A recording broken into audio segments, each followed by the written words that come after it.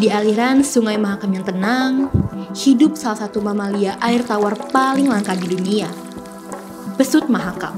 Perlahan tapi pasti, jumlahnya terus menyusut. Kini, hanya 62 ekor yang tersisa.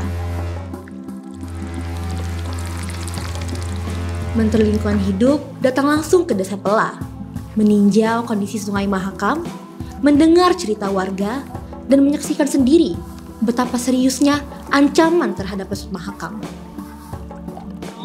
Pesut adalah satwa yang sangat terancam punah. Jadi untuk spesies lumba-lumba ini sudah benar-benar membutuhkan bantuannya untuk upaya pelestarian.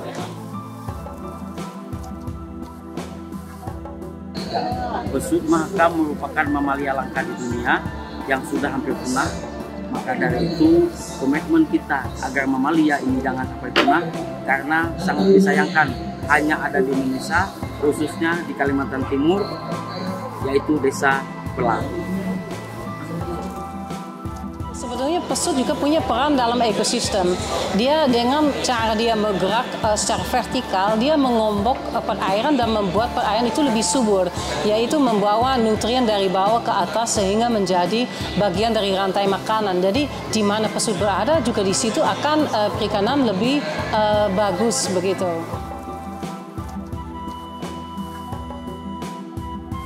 Pertama ya, populasi pesut ini sebetulnya banyak mengalami kematian. Mungkin 70% dari kematian yang kami mengetahui adalah disebabkan oleh tangkapan samping ya, yang tidak sengaja misalnya terjerat dengan alat jaring insang namanya rengge. Namun masih ada ancaman lain juga, kematian bisa akibat tabrak kapal. Jadi ada beberapa kasus apalagi di anak sungai sempit bahwa pesut kena tabrak dengan tongkang. Nah kemudian juga bisa pesut kadang-kadang makan udang yang sempat ditangkap pakai racun. Nah itu bisa juga menyebabkan kematian dari pesut. Selain kematian juga ada beberapa ancaman lain ya. Ada misalnya namanya polusi pencemaran yang membuat dia kurang sehat.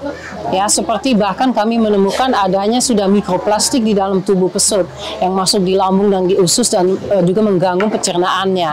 Nah, kemudian selain itu juga dari banyak lalu lintas namanya polusi di bawah air karena dari suara. Karena pesut punya sonar dan apabila desibelnya terlalu tinggi dari kapal-kapal yang lewat itu bisa menghalau pantulan dari sonar pesut sehingga dia berisiko tabrak karena terdisorientasi. Yang kita sering lihat kalau ada tongkang lewat, pesut justru kalau dekat dia akan banyak muncul karena dia sudah tidak mampu untuk mendeteksi di bawah air. Nah itu menjadi persoalan juga.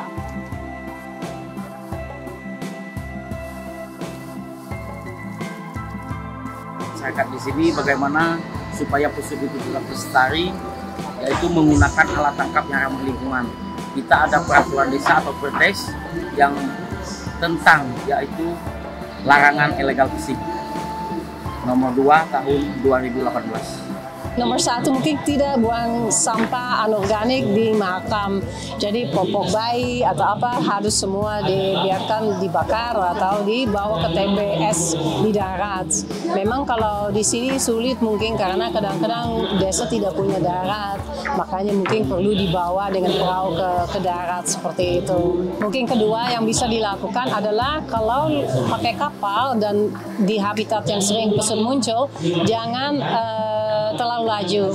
15 km per jam adalah kecepatan yang santai, yang cukup juga, tidak terlalu lama juga, tapi untuk pesut itu sangat mempengaruhi dan dia masih tetap bisa melakukan kegiatan cari makan karena sonar mampu untuk mendeteksi kapal tersebut. Tentu kami akan mengambil langkah-langkah pengawasan dan penegakan hukum melalui sanksi maupun penegakan hukum pidana dan perdata untuk mengawal pesut ini. Singkat kata, kita sudah di sini, kita sudah mengengage penyelamat pesut sebagai tenaga ahli menteri. Artinya menteri akan langsung berada di sini setiap harinya melalui tenaga ahlinya. Kalau beliau belum mau, maka semua perkembangan pesut harus langsung ke saya. Pesut mahakam adalah bagian penting dari ekosistem sungai ini. Dengan menjaga habitat dan bersama-sama bertindak, kita dapat memastikan keberadaan mereka untuk generasi mendatang. Mari jaga mahakam dan pesutnya bersama.